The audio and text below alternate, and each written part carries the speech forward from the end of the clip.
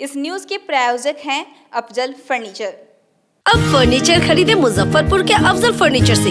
यहाँ मिलेंगे फर्नीचर के विशाल रेंज, वो भी होलसेल प्राइस में और लाइफ टाइम गारंटी के साथ। तो देर मत कीजिए, तुरंत पहुँचिए अफजल फर्नीचर और लकड़ी और प्लाई के किसी भी तरह के फर्नीचर की करें खरीदारी। विशेष जानकारी के लिए डायल करें 9931485437 पर।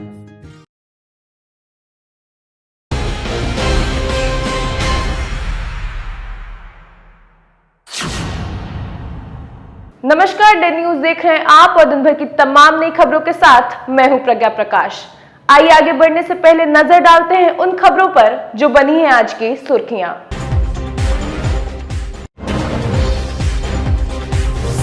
बेखौफ अपराधियों ने एक और बैंक को बनाया निशाना। सेंट्रल बैंक के गरहा शाखा से लूट ली नकदी। लुटेरों की तलाश में लगी आला अधिकारी।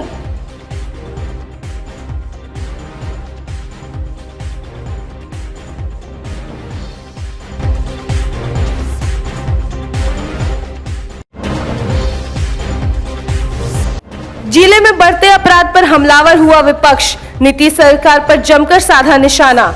कहा, शहरी क्षेत्र के मामलों का हो जाता है उद्भेदन, दबी रह जाती हैं ग्रामीण क्षेत्रों की घटना।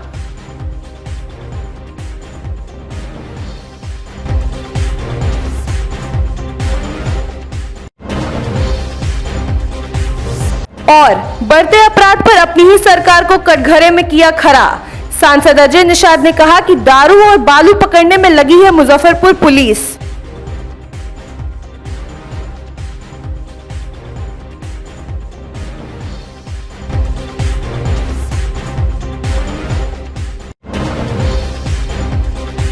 ये थी सुर्खियां और अब खबरें विस्तार से। मुजफ्फरपुर जिले में बेलगाम अपराधियों ने एक बार फिर दिन दहाड़े बैंक लूटकर पुलिस की नींद हराम कर दी। अय्यापुर थाना क्षेत्र के गहरा चौक स्थित सेंट्रल बैंक ऑफ इंडिया को निशाना बनाकर अपराधी बड़े आराम से चलते बने। बेखौफ हथियारबंद अपराधियों ने बैंक से 5,12,000 रुपए लूट लिए। ग्राहकों से भी लूटपाट की गई। मामले की जानकारी मिलते ही मौके पर सिटी एसपी राजेश कुमार समेत कई थानों की पुलिस पहुंच गई। वहीं सिटी एसपी ने बताया कि आधा दर्जन अपराधियों ने इस घटना को अंजाम दिया है। मामले की तफ्तीश की जा रही है, जल्दी अपराधियों को पकड़ लिया जाएगा। वहीं आपको बता दें कि कुछ दिन पहले ही सकरा थाना क्षेत्र में बड़ी लूट की घटना को अंजाम दिया गया था। अपराधियों ने सकरा थाना क्षेत्र के बंधन बैंक से 17 लाख रुपए लूट लिए थे। उस मामले में पटना के कंकरबाग से लूटी गई रकम के साथ आधा दर्जन अपराधियों को गिरफ्तार कर लिया गया था। पुलिस का मानना है कि दूसरे जिले के अपराधी यहां आकर वारदात को अंजाम दे रहे हैं, जिससे उन सभी को पकड़ने में समय लग जा रहा है।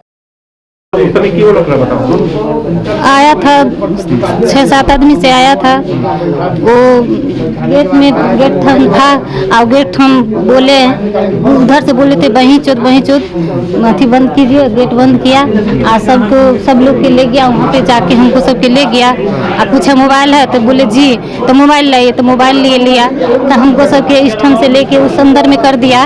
हम सब अंदर में चला गए हैं।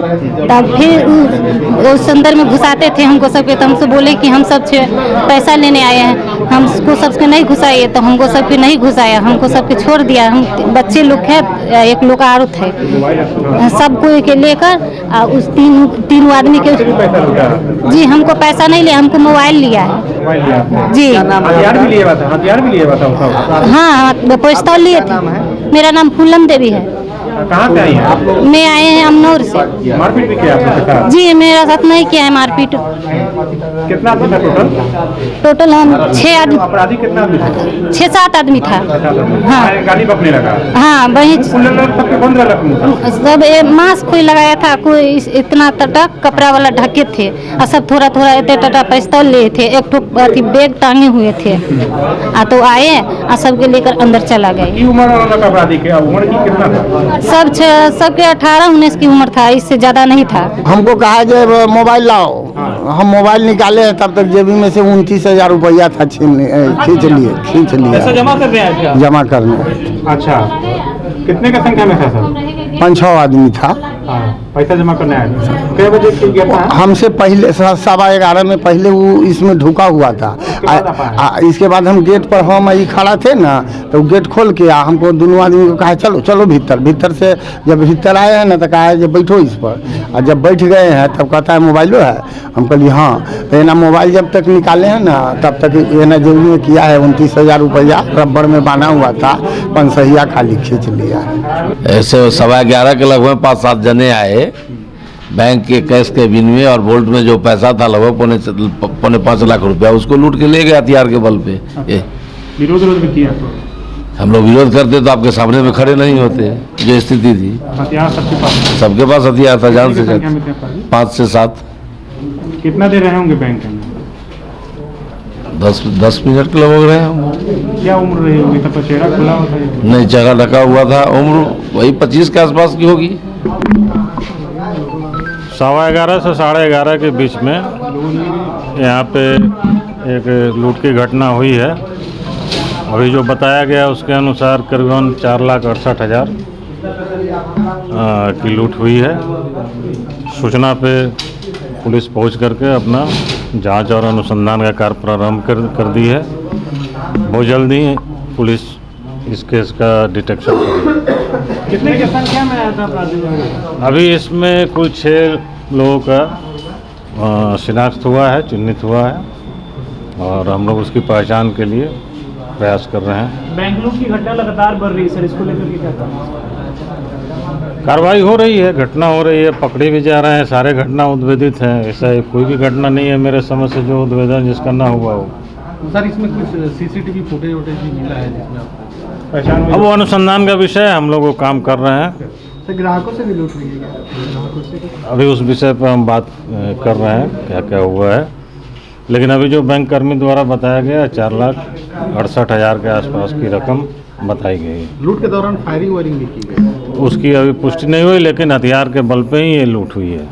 मुजफ्फरपुर जिले में बढ़ते अपराध पर विपक्ष जबरदस्त हमलावर हो गया है। एक के बाद एक हो रही लूट, डकैती और हत्या की घटना से जिलेवासी भी दहशत में है। पूर्व सांसद पप्पू यादव बुधवार को मोबाइल व्यवसायी अभिषेक अग्रवाल के परिजनों से मिलकर सांत्वना दिया और नीतीश सरकार पर जमकर हमला बोला। क्राइम का यूनिवर्सिटी है, हर गली में दारू जब से बंदी हुई, छुट भैया, लफुए, चोर, उचक्के को अब बुलेट जो देख रहे हैं ना, पल्सर गाड़ी, ये दारू की कमाई। एक साधारण परिवार का लड़का जिसके पास साइकिल नहीं था, उसके घर में ये बउआ ठाकुर आपके यहाँ जेल में। मुजफ्फरपुर तो लगता है कि ये देश से बाहर हो चुका है।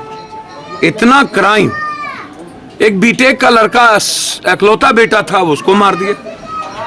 अब इनकी पत्नी जो 22 साल की है, अब आप सोच सकते हैं कि वो जिंदा वो जिएगी कैसे।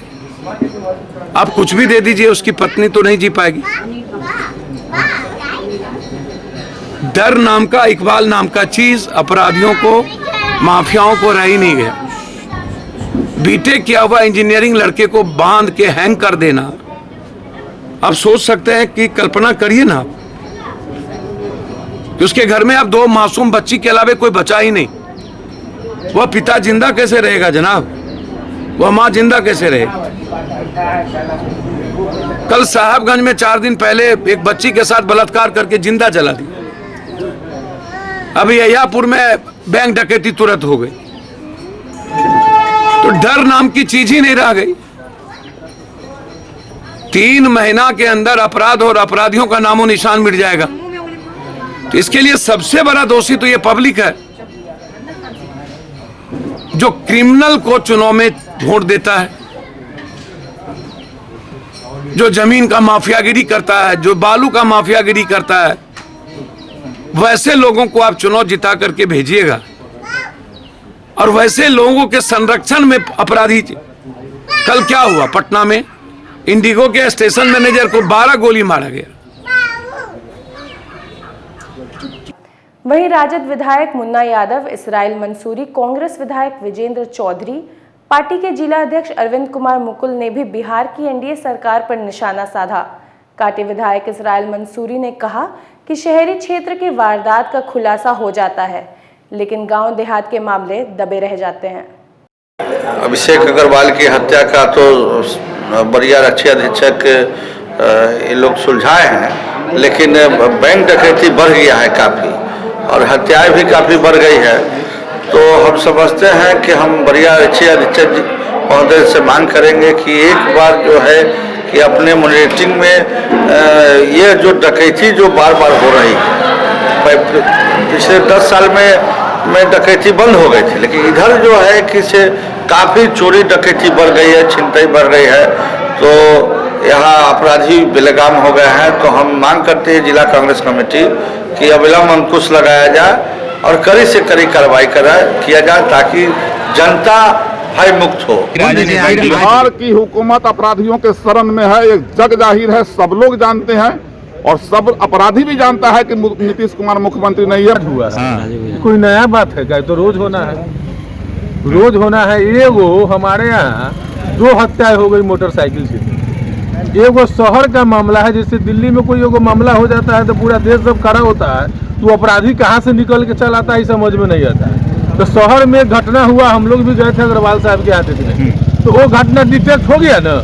चलिए इसके लिए हम वरीय पुलिस अधीक्षक, सिटी एसपी सबको हम धन्यवाद देते हैं, लेकिन गांव देहात में जितना गरीब गुरबा मारा गया है वो महज मोटरसाइकिल, लेकिन फिर आज बैंक तो उसका क्यों नहीं उद्भेदन हो रहा है? इससे साफ जाहिर है कि बिना जगह प्रशासन भी नहीं जगता है, लोग शराब के पीछे पड़ा हुआ है, अपराध बेनकाब। अपराधी बैंक को टारगेट बना लिया है। अब इस पर क्या कुछ कहना है? बैंक भी सुरक्षित नहीं है, इस पर महागठबंधन क्या करेगा? आज फिर लूट हुई है। हम तो बोल ही न दिए, पुलिस प्रशासन नाम का कोई चीज मुजफ्फरपुर जिला में नहीं है। एक शहर का मामला है, हुआ है, उसके लिए हम धन्यवाद भी देते हैं, लेकिन और जितने भी घटना हुआ है उसका उद्भेदन नहीं कर पा रहा है लोग।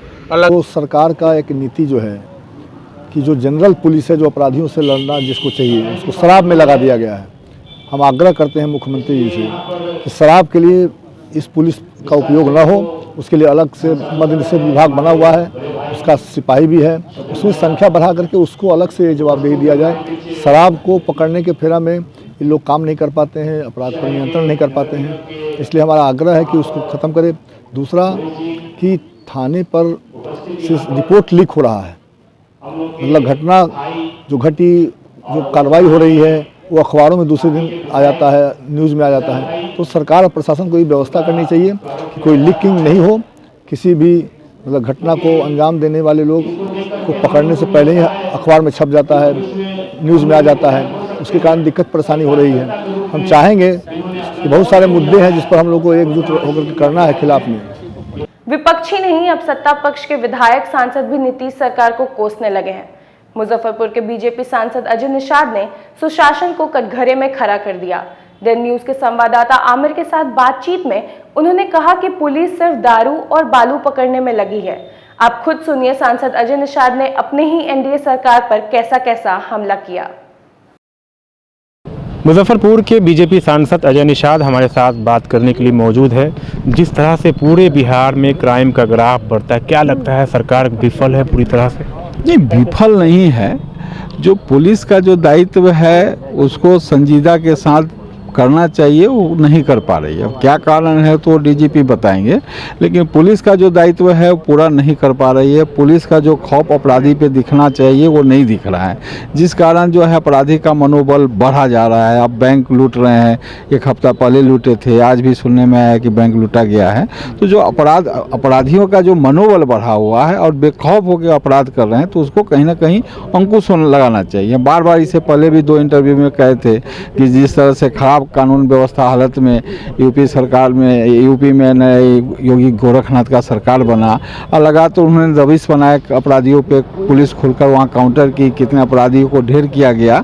तो धीरे धीरे वहाँ उतना बड़ा स्टेट रहते हुए वहाँ क्राइम कंट्रोल हो गया और उससे आधा के एवरेज में बिहार है। तो यहाँ पर क्राइम कंट्रोल नहीं हो रहा है, तो पुलिस का कहीं ना कहीं जो जिम्मेवारी या जो दायित्व निभाना चाहिए वो नहीं दिख रहा है। आप कहीं ना कहीं अभी सरकार में है, क्या लग रहा है क्यों फेल हो रही है नीतीश सरकार क्राइम कंट्रोल करने में? देखिए, सरकार भी वही है, साथ भी वही है, लेकिन जो सरकार जितना बिहार की जनता जितना राहत 2005 से लेकर 2010 के समय में किया उतना कभी भी नहीं कर पाए।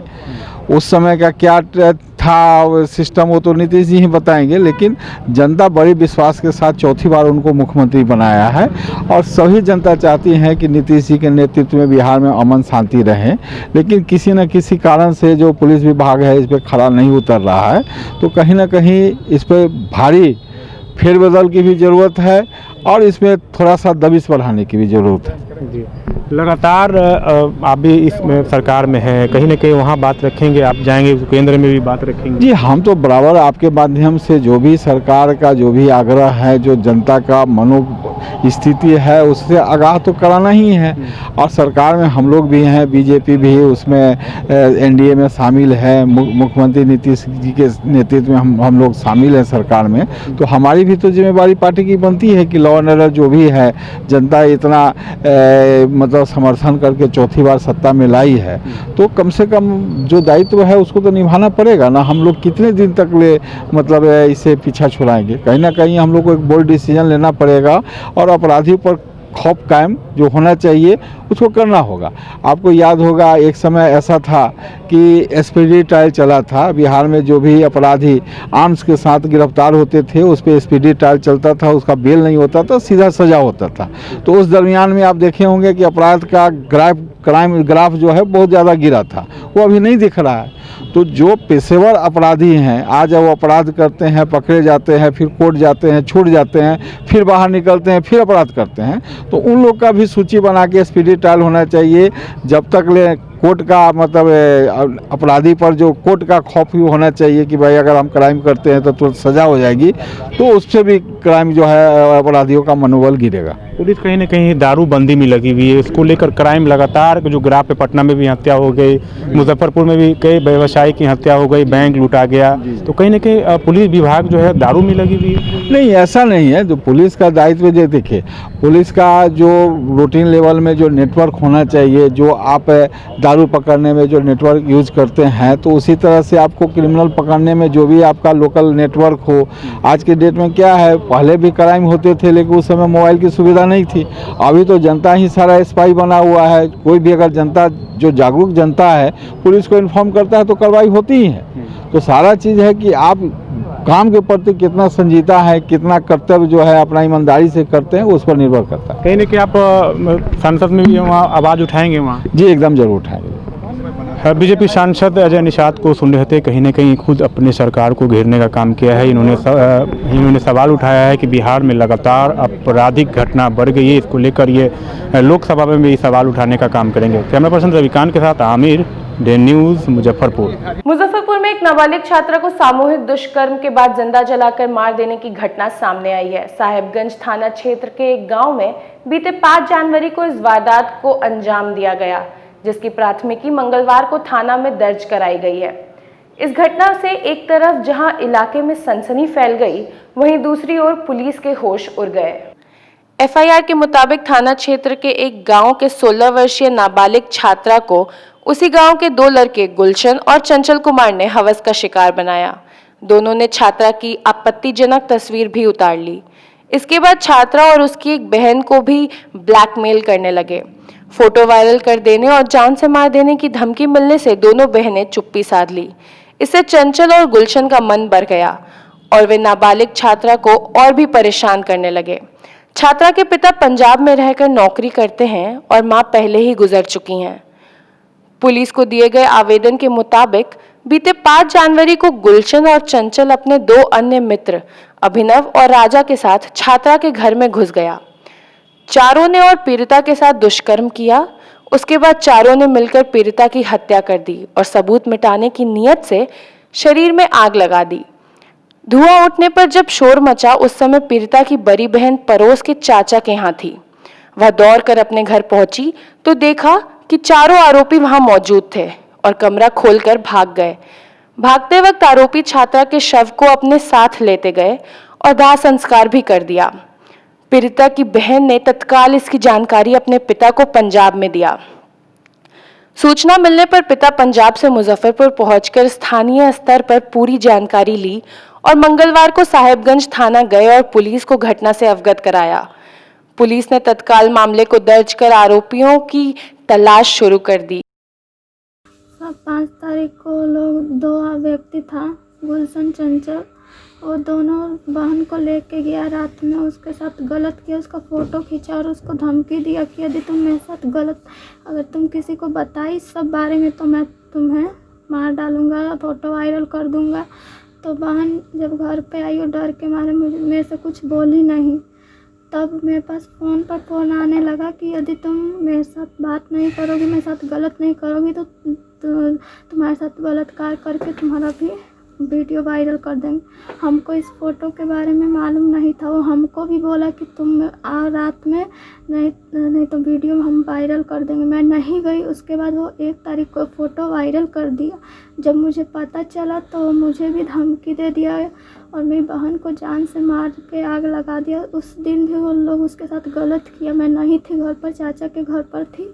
तो वहाँ से आई तो देख रही हूँ 4 लड़के उसके साथ हत्या कर रहे हैं उसका। और जब मैंने खोलने का प्रयास किया गेट को तो वो लोग नहीं खोले, तो बाद में वो लोग खोले तो उसके बाद वो बाहर आए और हमको भी धमकी दिया कि इस घटना के बारे में अगर तुम किसी को बताई तो तुम्हारा साथ भी, जो तुम्हारी बहन के साथ किया वही हाल होगा तुम्हारा भी। सारा परिवार डर में है। हाँ, सारा परिवार डर गया। जिन्होंने आवेदन दिया है उनकी लड़की के जो है के साथ जो घटना घटी है उसके संबंध में उन्होंने आवेदन दिया है। आवेदन लेट से प्राप्त हुआ है हम लोगों को, और जैसे ही प्राप्त हुआ उस पर FIR दर्ज कर हम लोगों ने कार्रवाई शुरू कर दी है। आगे की रणनीति सबसे पहले तो हम लोग इसमें अरेस्टिंग के लिए लगे हुए हैं, है ना। छापेमारी की जा रही है, की भी गई है, और उसके बाद जो भी जितने भी बिंदु आ रहे हैं अनुसंधान के दौरान उन सबको देखेंगे हम लोग। देर होने का कुछ कारण उनके पिता बाहर थे, जब वो आए तो ये सब जानकारी हुई है। पंचायत की भी सूचना मिली? जी, ऐसी कुछ बात आई है, उसको हम लोग देख रहे हैं। इधर नागरिक मोर्चा ने बुधवार को जिलाधिकारी प्रणव कुमार को ज्ञापन सौंपकर जिले में बढ़ते अपराध को रोक लगाने की मांग की। मोर्चा के महासचिव मोहन सिन्हा ने कहा कि हत्या, लूट, अपहरण और दुष्कर्म की लगातार हो रही घटना से जिलेवासी न सिर्फ भयभीत हैं बल्कि आक्रोशित भी हैं। अगर अपराध पर रोक नहीं लगी तो लोगों का आक्रोश कभी भी भड़क सकता है। जिला में इन दिनों आपराधिक घटनाओं की बाढ़ आ गई है। एकाएक आपराधिक गतिविधि काफ़ी बढ़ गई है। शहर से लेकर गांव तक अपराधीकरण से जनता काफ़ी परेशान है, भयभीत है, सहमा हुआ है। शहर में हत्या, गांव में बलात्कार। मुजफ्फरपुर जिला के अंतर्गत साहिबगंज में जो नाबालिग बच्ची के साथ जो हैवानियत हुई है, जो अमानवीय घटना हुई है, वो सारे मानवता को शर्मसार कर रहा है और पुलिस प्रशासन के लिए काला धब्बा है। एक नाबालिग बच्ची के साथ बलात्कार करके उसे जिंदा जला दिया जाता है, लेकिन पुलिस को उसकी भनक तक नहीं मिलती है। ये कितनी शर्म और लज्जा की बात है। आज नागरिक मोर्चा इसके खिलाफ जिला पदाधिकारी को एक स्मारक पत्र देकर यह मांग किया है कि ऐसे दरिंदों को बीच चौक पर खड़ा करके गोली मार दी जाए। इधर भाकपा वाले ने कहा कि किसानों के साथ मिलकर नए कृषि कानून के खिलाफ जन आंदोलन को तेज किया जाएगा। बुधवार को एक्ट टू इंसाफ मंच, किसान महासभा, खेत मजदूर सभा सहित कई अन्य संगठनों के साथ मिलकर माले नेताओं ने हरिसभा चौक से जुलूस निकाला और कृषि कानून की प्रतियां जलाईं।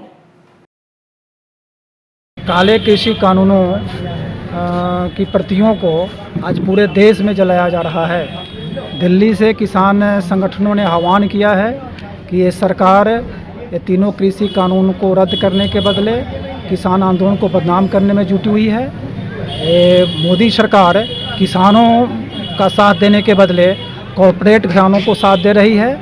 तो ये काले कृषि कानूनों को पूरे देश में उसकी प्रतियों को आज जलाया जा रहा है। आज किसान आंदोलन का लगभग 50वां दिन जो है कि होने को है, लेकिन न सरकार सुनने के लिए तैयार है और सरकार और जो सुप्रीम कोर्ट का भी मामला आया तो उसमें भी लगता है कि मामला जो है कि अटक गया है। अब जो समिति बनाई गई है वो 4 जो सदस्यीय समिति बनाई गई है सुप्रीम कोर्ट के द्वारा, वो चारों कृषि कानून के पक्ष में हैं। वो मोदी सरकार के जो है कि प्रशंसा करते रहे हैं और कृषि कानूनों के पक्ष में जो है कि मोदी सरकार के कानूनों को जो है कि सही ठहराते रहे हैं। तो ये चारों जो समिति में लाए गए हैं वो जब कृषि कानून के पक्ष में है तो स्वाभाविक है कि उनकी जो रिपोर्ट होगी वो रिपोर्ट अंततः जो है कि कृषि कानूनों के पक्ष में होगी। जो किसान कह रहे हैं कि वो किसान विरोधी हैं, देश विरोधी है, वो किसानों को गुलाम बनाने वाला है, देश को गुलाम बनाने वाला है। बुधवार को समाहरणालय सभागार में आयोजित जिला विकास समन्वय एवं निगरानी समिति की बैठक में खाद्य आपूर्ति, मनरेगा, बाल विकास परियोजनाओं में देरी और आंगनबाड़ी सेविका सहायिकाओं की बहाली में गड़बड़ी की शिकायत पर जिलाधिकारी प्रणव कुमार तुरंत जांच कमेटी बनाकर जांच का आदेश दे दिया। बैठक में समिति के अध्यक्ष सांसद अजय निषाद, वीणा देवी सहित जिले के तमाम विधायक शामिल रहे। बैठक में सांसद के देरी पे पहुंचने पर विधायक से तीखी नोकझोंक भी हुई। देखिए, समीक्षा बैठक हुआ है, बाल विकास परियोजना, आपूर्ति, मनरेगा और सब पर बहस हुआ है। बाल विकास परियोजना का तो स्थिति, चाहे आपूर्ति का स्थिति बद से बदतर है। इस बात को जिलाधिकारी ने भी और अध्यक्ष जो माननीय सांसद हैं उन्होंने भी इस बात को रियलाइज किया है कि बाल विकास में और आपूर्ति में भारी गड़बड़ी हो रही है और इसके लिए अलग से तमाम बाल विकास परियोजना पदाधिकारी को बुला करके एक बैठक कराने का उन्होंने आदेश दिया है। देरी को लेके कुछ तलखी भी दिखी आपके? अरे भाई, जनप्रतिनिधि हैं हम लोग और हम लोग यहाँ समय पर आते हैं, पदाधिकारी पौन घंटा बाद आते हैं, इसलिए थोड़ा बहुत तलखी था हमको कि भाई आप आए लेट से, तो कम से कम टाइम हम लोग को भी बता देते, हम लोग भी लेट से आते। आनंद फानंद में दौड़ के हम लोग आए कि मीटिंग है 11 बजे से। लगभग 9-10 महीना बाद हुआ है। तमाम जनप्रतिनिधि आए थे, माननीय विधायक मुन्ना यादव, माननीय विधायक दिनेश सिंह जी, माननीय विधायक मुसाफिर पासवान जी, माननीय विधायक ये आपके निरंजन राय जी, माननीय विधायक आपका यहाँ और सारे मतलब सभी लोग, विधायक लोग भी काफ़ी संख्या में आए थे, सारे पदाधिकारी गण थे। पिछला भी योजना में जो था उस पर भी चर्चा हुई। तमाम जितने भी माननीय जनप्रतिनिधि आए थे, प्रमुख लोग भी थे, उनकी भी बातें सुनी गई हैं और जो काम जो रुका फुका है, जो जनता का जो शिकायत है उस पर भी विस्तार रूप से चर्चा हुई।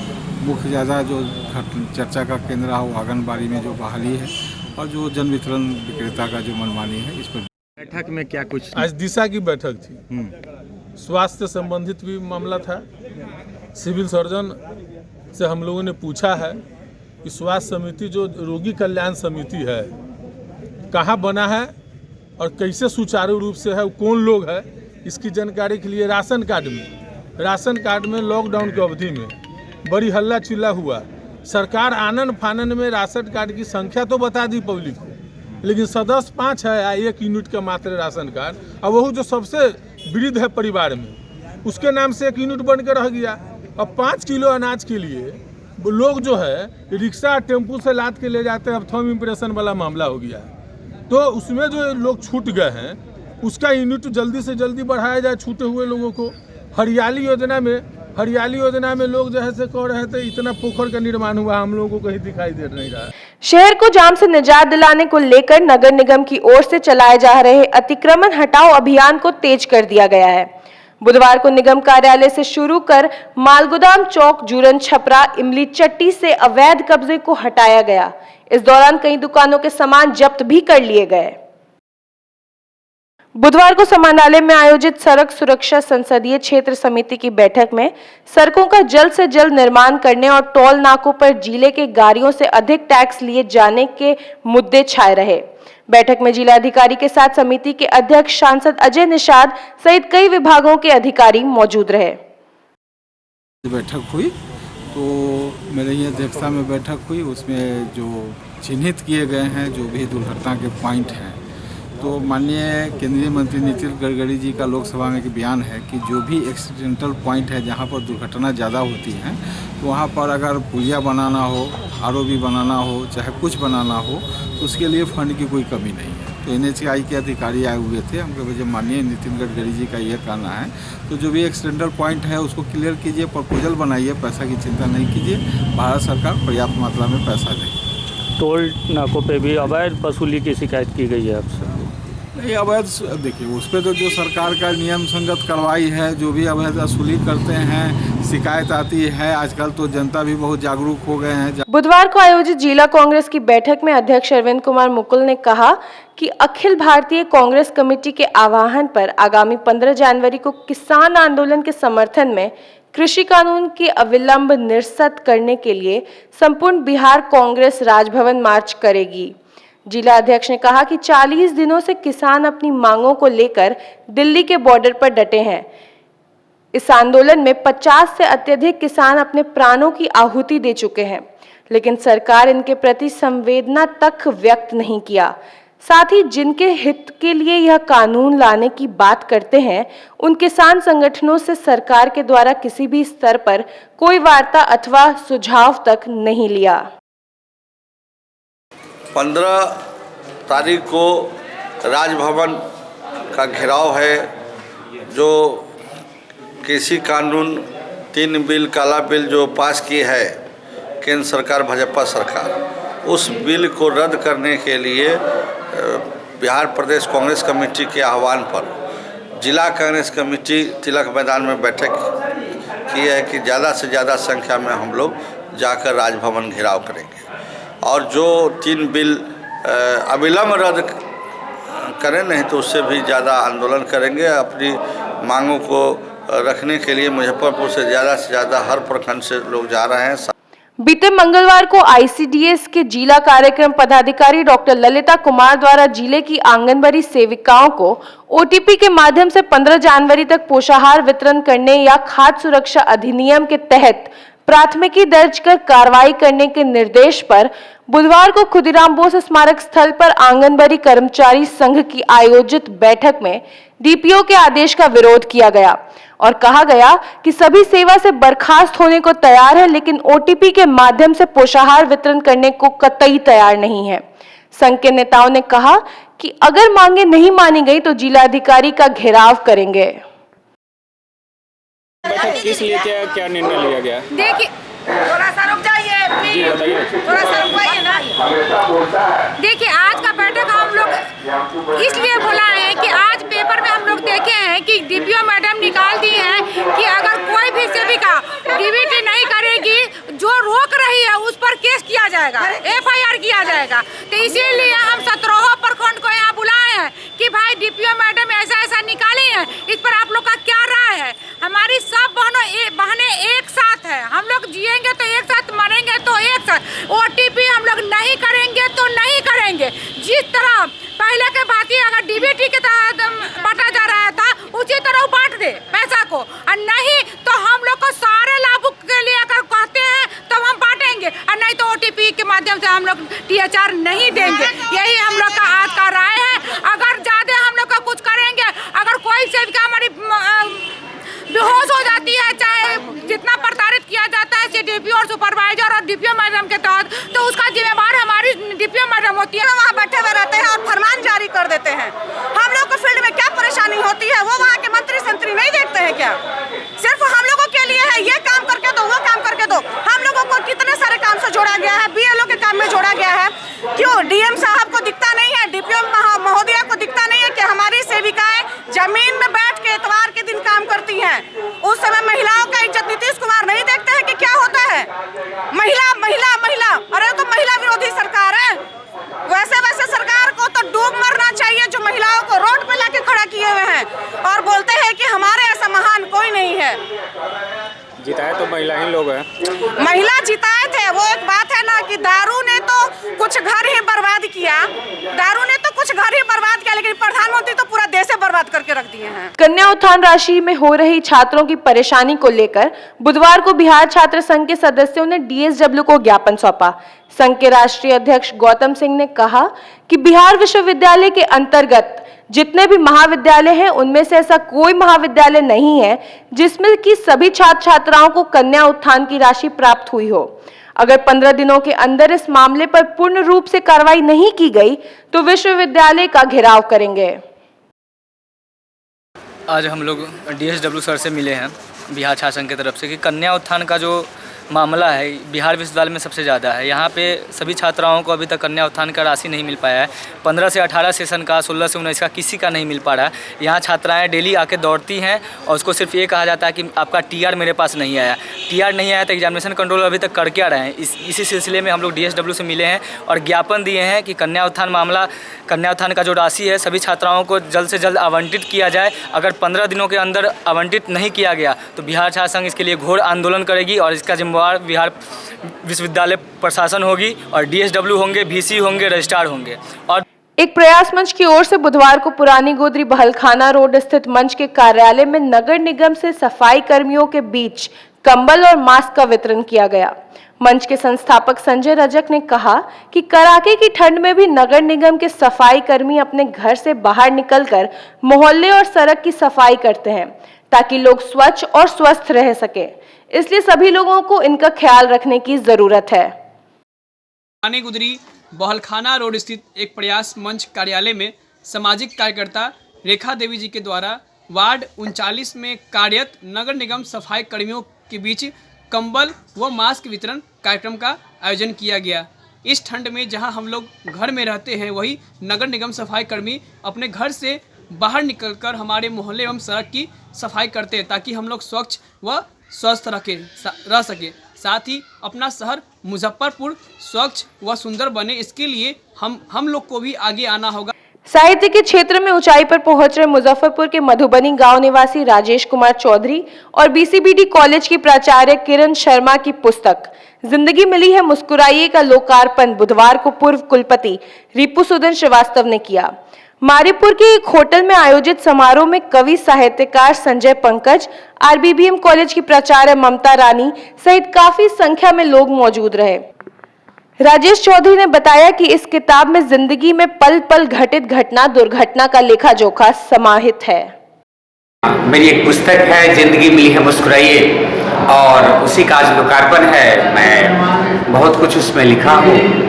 उसमें गम के कुछ पल का जिक्र है, खुशी के हर एक मौके का जिक्र है, गांव का, शहर का, देश का और विभिन्न जगहों का, विभिन्न परिस्थितियों का। उसका सार एक ही है कि जीवन अनमोल है, जीवन का हर पल पल मुस्कुराहट के बिताना है। जी हाँ, मुझे खुशी होगी कि ये पुस्तक हर हाथों में जाए, सब लोग पढ़ेंगे, इसके विचार से अवगत होंगे। मेरी ये पहली शुरुआत है और आप सब के हाथ में पुस्तक जाए, आप सब इसको पढ़ें, बस यही कामना है। आज की खबरों में बस इतना ही। फिर कल मिलेंगे कुछ नई खबरों के साथ। तब तक के लिए डेल न्यूज परिवार को दीजिए इजाजत। नमस्कार।